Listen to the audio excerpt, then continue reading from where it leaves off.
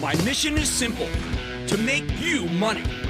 I'm here to level the playing field for all investors. There's always a bull market somewhere, and I promise to help you find it. Mad Money starts now. Hey, I'm Cramer. Welcome to Mad Money. Welcome to Cramerica. Other people wondering, friends, I'm just trying to make you some money. My job is not just to entertain, but to educate, teach, put it in context. Call me, 1-800-743-CNBC, or tweet me, @Jim Cramer. Somebody better tell the consumer that business is slowing. Because after the incredible retail sales number we got this morning, it's clear American shoppers just haven't gotten that negative memo. Don't they know they're supposed to be worried about trade tensions, a deteriorating global economy, or perhaps Brexit? If they knew what Brexit was? Apparently not. Hey, this was a crazy day. Even as the Dow ultimately dipped 24 points, S&P declined 0.34%, NASDAQ lost 0.43%. We started the session with that sharply better than expected retail sales figure. Just an eye-opener. A number so good it made you feel like there is just no way in hell we could be near a recession, not on the horizon. At the same time, we got a remarkable set of results from J.P. Morgan, the nation's largest bank. Company's in amazing shape. And by the way, so is the data about the consumer. When I finished the J.P. Morgan call, which was really terrific, by the way, and melded it with what Citigroup told us yesterday, it made me feel like we're in a bizarre situation where the consumer's spending, but spending prudently, not taking too much credit, paying it off on a regular basis. It was one of those Bailey building and loan moments from It's a Wonderful Life. No, not the timeline where George kills himself and Potter takes over. That's the 2009 version, silly. I'm talking about a real ending, a thriving Bedford Falls where everyone has a job and Zuzu's petals reign supreme. By the way, that dovetails perfectly with what we heard last night from one of the largest transportation companies in the country, J.P. Hunt. These truckers told us business is just plain strong, even as the headline said it was disappointing. Again, it made me feel like there's a ton of commerce going on. I love it when the truckers are doing well. It suggests that the economy may not be slowing down at all. But just when it felt like everything was going great, we got two spoilers. First, Arrow Electronics, most important supermarket technology, pre-announced an earnings shortfall and tells us business is weak, particularly in Asia. Why? Deteriorating demand conditions. Second, an analyst from Wedbush, a real party pooper, took aim at CarMax, the used car chain. According to Wedbush, the company has seen a pronounced slowdown in sales on a month-to-month basis. Ouch! So who's right? Should we believe the company's painting a positive picture or the one signaling doom and gloom? I got an answer you don't like, but it doesn't matter. This economy remains fragile as long as there's the possibility of another flare-up in the trade war. And I think that's very likely, unless China bends over backwards to demonstrate its good faith by buying a massive amount of soybeans or corn or airplanes that can fly. As Trump said today, quote, "We have a long way to go," unquote, when it comes to making a deal with the People's Republic. Does that sound like progress to you? Oh, and that's where our friend Jay Powell comes in. This is a unique moment in American financial history. We have a president who can't help himself. He wants to cause turmoil in the name of making America great again. What can I say? He loves chaos. He likes confrontation. At the same time, we have a Fed chief who seems so anxious to make amends for his ill-timed rate hike back in December that I got to tell you, this guy is looking for any reason. They know nothing to cut rates, any reason he can find. And he's not worried about that strong consumer. He's worried about business. Powell knows that if we have a slowdown, it will be on him. It's his fault because of that last silly rate hike. So he desperately wants to undo that mistake. Look what we saw in the transports after the close. CSX, the big railroad, reported a disappointing quarter, and its stock got shot to pieces. At the same time, United Airlines printed some spectacular numbers. All aboard! And the stock is flying because the consumer is flying.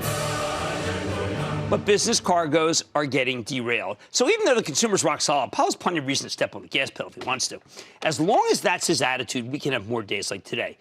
For example, that hideous pre-announcement from Arrow, it should have crushed tech totally. Instead, the tech cohort barely blinked because the Fed's going to cut rates, so why bother to sell? If we were fighting the Fed, I think the action, I got to tell you, it would have been very different. It's why Alphabet could rally even when billionaire investor Peter Thiel accused the company of treason and President Trump ran with it. He's going to want the Justice Department to look at it more on that later. It's why Facebook could hang in there even though its Libra cryptocurrency proposal was skewered by pretty much the whole Senate Banking Committee today, looking very dead in the water. So what do? You need to approach the market on a case-by-case basis. Look at the banks. J.P. Morgan's clearly doing incredibly well. The stock was down at one point. Nice opportunity. Goldman Sachs seems to have gotten a lot more consistent with a lot more recurring revenue. It's ready for a new Apple credit card. That could be gigantic. But on the other hand, Wells Fargo missed the numbers, and its stock justifiably got slammed. There's that case again against buying banking ETFs. Buy the good, not the weak. You see semiconductor companies like Broadcom, Micron, Intel, Analog Devices, Texas Instruments, their stocks have been thriving because of the trade talks with China. They seem to be getting a lift from a strong economy. But after the Aero news, it's all bad. No one wants to own any hardware or software, or even Microsoft. More broadly, at the end of the day, you need to understand one thing. When you have a Fed chief who's hell-bent on cutting interest rates, because of Brexit, trade talks, whatever he's using, then you should own stocks that benefit from lower rates. And as it happens, that's almost the entire group of the S&P 500, except for Wells Fargo. When you see the transports rally off of J.B. Hunt, and you see the excellent retail sales numbers, and it still doesn't deter the Fed from cutting rates, man, you got the makings of a good market. That's why you need to look for opportunities on days like today. Opportunities like, say, by IBM. Just linked a key deal with AT&T Communications. It's going to help them cement the 5G business together. I think it's enough to reason to buy well, one of many reasons why I like IBM. Hey, opportunities like Home Depot. It's pulled back today. No particular reason. A small firm didn't like it. Or here's two that just naturally pop into my head. Visa and MasterCard, both down today, even though I think both companies are set to do well after the numbers we've seen from J.P. Morgan and Citi and that overall retail number. What are they doing being down? Oh, you want irony? The two biggest negative calls of the day, CarMax and Aero, they both finished well off their lows for the day. Aero only down $1.25. See what that does? It tells you just how difficult it is to sink a stock when it's floating in the Great Salt Lake that is a benevolent Federal Reserve. So here's the bottom line. You simply cannot fight the Fed when it's coming up with all sorts of flotsam and jetsam reasons for why it needs to cut rates. And you can't fight the tape. No fighting of the tape when it holds up even in the face of bad news. Those are the rules. You don't like them? Ring the register. No one ever got hurt taking a profit. But I don't think this is the kind of market that's worth running from. As long as the Fed is our friend, it makes sense to buy the stocks of high-quality companies when they go down, even on days like today, when we do indeed have some palpable weakness in multiple sectors. Let's go to Steve in Pennsylvania. Steve! Hey, booyah, Jimmy. Booyah, Steve. What's up? I recently added a stock to my Roth IRA where I have about a 10-year time horizon. The stock's had a nice run-up so far, including today. The valuations are getting a little frothy, so I'm wondering if I should buy more or wait for a pullback. I'd like your view, short and long-term, on Roku. You know, I've become a believer on Roku. You know, we had the CEO on. He gave me a very persuasive look that this is indeed the way to play cord cutting, and cord cutting continues to go on in a very strong pattern. Now, the stock was up 7 today. I thought it might be a beneficiary of something that was happening on Amazon. I got the fire stick for much more than I should have because I bought it last week, and therefore I'm an idiot apropos of absolutely nothing. But, you know, you can't take things personally. Anyway, I like Roku. Not up 7, but I like it. All right, listen up. Sure, no one ever got hurt taking a profit. I'm sure many people did today. But you know what? This market is really not worth running from.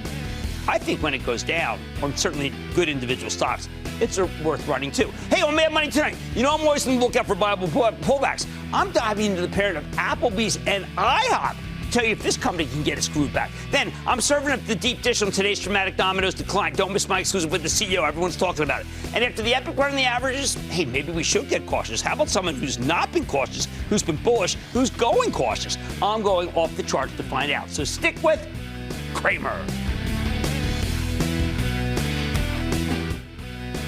Don't miss a second of Mad Money.